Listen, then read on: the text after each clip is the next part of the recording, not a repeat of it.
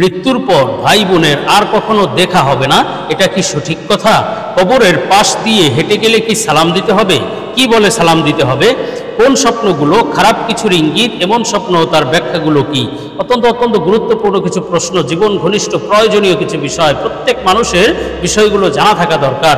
যেমন কবরের পাশ দিয়ে হেঁটে গেলে সালাম দিতে হবে কিনা বা কি বলে সালাম দিতে হবে, তেমনি মৃত্যুর পরে ভাই বোনের আর কখনো সাক্ষাৎ হবে না এমন কথা প্রচলিত আছে, এটা সঠিক কিনা, এবং এমন কিছু স্বপ্ন আছে যেগুলো খারাপ কিছুর ইঙ্গিত, এখন কি খারাপ ঘটবে, কোন সেই স্বপ্ন, বিষয়গুলো নিয়ে বিস্তারিত আলোচনা করবে ইনশাআল্লাহ। সুতরাং মনোযোগ সহ ভিডিওটি শেষ পর্যন্ত দেখুন, অন্যথায় কোনো বিষয়ে ভুল বোঝার সম্ভাবনা থাকে। আর সরাসরি কোনো প্রশ্ন করতে বা লিখিত কোনো বিষয়ে সমাধান নিতে ফতোয়া বিভাগে স্ক্রিনে দেওয়া নম্বরে ইমো অথবা হোয়াটসঅ্যাপে যোগাযোগ করবেন। আর ভিডিওটি যাতে ইউটিউব অন্যদের কাছেও পৌঁছে দিতে বাধ্য হয়, জন্য ভিডিওতে একটি লাইক দিয়ে চ্যানেলটি সাবস্ক্রাইব করে দিবেন। তো আমরা সরাসরি প্রশ্নের জবাবে চলে যাই। প্রশ্ন ছিল, কবরের পাশ দিয়ে হেঁটে গেলে কি সালাম দিতে হবে? কি বলে সালাম দিতে হবে?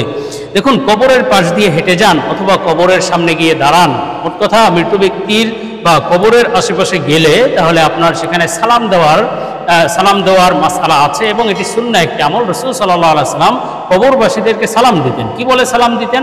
আসসালামু আলাইকুম ইয়া আহলাল কুবুর, এই সালাম বলে কবরবাসীকে সালাম দিবেন। পাশ দিয়ে হেঁটে যাওয়ার সময় হোক অথবা কবর জিয়ারতের জন্য গিয়েছেন, তো প্রথমে এই সালাম দিলেন, আসসালামু আলাইকুম ইয়া আহলাল কুবুর, এরপরে আপনি বিভিন্ন আমল করুন তাদের জন্য।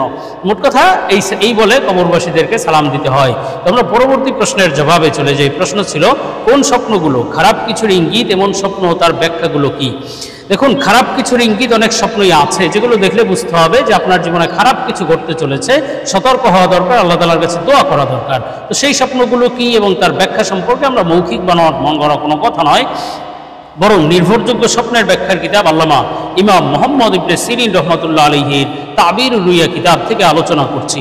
হযরত মুহাম্মদ ইবনে সিরিন রহমাতুল্লাহ আলাইহি বলেন, স্বপ্নে যদি কোনো ব্যক্তি দেখে যে প্রচণ্ড পিপাসা লেগেছে এবং কোথাও পানি পাচ্ছে না, এই ধরনের স্বপ্ন দেখলে তাহলে বুঝতে হবে এটি তার জন্য বড়ই সতর্কবার্তার বিষয়। দিন দুনিয়ার জন্য সে দুঃখ কষ্ট ভোগ করবে, অর্থাৎ দুনিয়াতেও সে দুঃখ কষ্ট বিপদ আপদে থাকবে এবং আখেরাতেও সে দুঃখ কষ্টের মধ্যে পড়তে পারে, কেননা সে দিন থেকে দূরে সরে যেতে পারে, সতর্কবার্তা।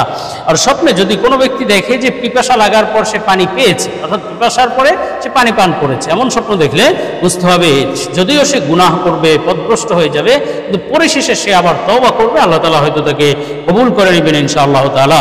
তেমনিভাবে স্বপ্নে যদি কোনো ব্যক্তি পেঁয়াজ দেখে অথবা পেঁয়াজ খেতে দেখে, তাহলে বুঝতে হবে সে হারাম কাজের প্রতি আগ্রহী হবে, হারাম সম্পদ লাভ করবে, সুদ ঘুষ জুয়া ইত্যাদির মাধ্যমে সে হয়তো সম্পদ উপার্জন করবে, হারাম সম্পদ। আল্লাহ আমাদেরকে হারাম থেকে হেফাজত করেন। তেমনিভাবে স্বপ্নে যদি কোনো ব্যক্তি দেখে যে পানির পেয়ালা অথবা পানির গ্লাস ফেলে দিয়েছে, গ্লাস ভেঙে গিয়েছে, এই ধরনের স্বপ্ন দেখলে বুঝতে হবে নিজের সন্তানের মৃত্যুর সতর্কবার্তা। তেমনিভাবে স্বপ্নে যদি কেউ নিজে পুরাতন ছেঁড়া ফাটা পোশাক পরিধান করতে দেখে, তাহলে বুঝতে হবে তার জন্য অনেক বড় বিপদের সতর্কবার্তা, বড় বড় বিপদ জীবনে আসতে পারে। তেমনিভাবে এই স্বপ্নটি ছেঁড়া ফাটা ময়লা পুরাতন পোশাক পরিধান করতে দেখলে এটি স্বপ্নদ্রষ্টার মৃত্যুর সতর্কবার্তা হতে পারে, যে স্বপ্নটি দেখেছে তার মৃত্যু হয়তো নিকটবর্তী।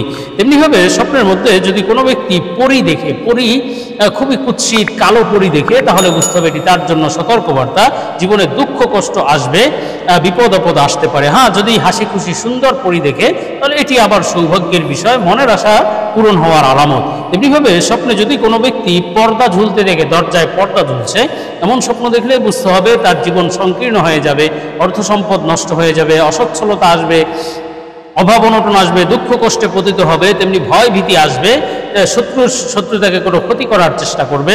আল্লাহ আমাদেরকে খারাপি থেকে হেফাজত করেন।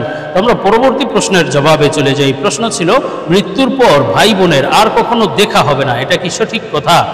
দেখুন, মৃত্যুর পরে ভাই বোনের আর কখনো দেখা হবে না এমন কথা কেউ কেউ বলে থাকেন, প্রচলিত আছে, তবে এই কথাগুলো সহি নয়। কোরআন হাদিসে এমন কোনো বর্ণনা নেই, বরং কোরআন হাদিসে তো আরও আছে যে যারা জান্নাতি হবে তারা সপরিবারে সবাই একসাথে থাকবে, জান্নাতিরা, বাবা মা ভাই বোন এরা সবাই একসাথে থাকবে, দেখা সাক্ষাৎ হবে, তাদের মধ্যে আদর মহাব্বত ভালোবাসা থাকবে। সুতরাং এই যে কথা, এমনকি আল্লাহ তাআলা তো কোরআনে স্পষ্টই বলেছেন, ইয়াউমা ইয়াফিরুল মারউ মিন আখিহি ওয়া উম্মিহি ওয়া আবিহি ওয়া সাহিবাতিহি ওয়া বানি, সেদিন ভাই বোন থেকে ভাগবে, স্ত্রী স্বামী থেকে ভাগবে, মা ছেলে সন্তান থেকে ভাগবে। তো এই ভাগবে মানে হলো তারা অর্থাৎ নিজের ভাই বোন একে অপরকে আত্মীয় স্বজনকে চিনবে, কিন্তু নেক দেওয়া লাগবে, সওয়াব দিতে হবে, এই জন্য ভেগে যাবে। এরপরে যখন তারা নিরাপদ হয়ে যাবে, জান্নাতে চলে যাবে, তখন তাদের সম্পর্ক বহাল থাকবে, তখন আর যে ভাই বোন আর সাক্ষাৎ হবে না, এই কথাটি সহিহ নয়।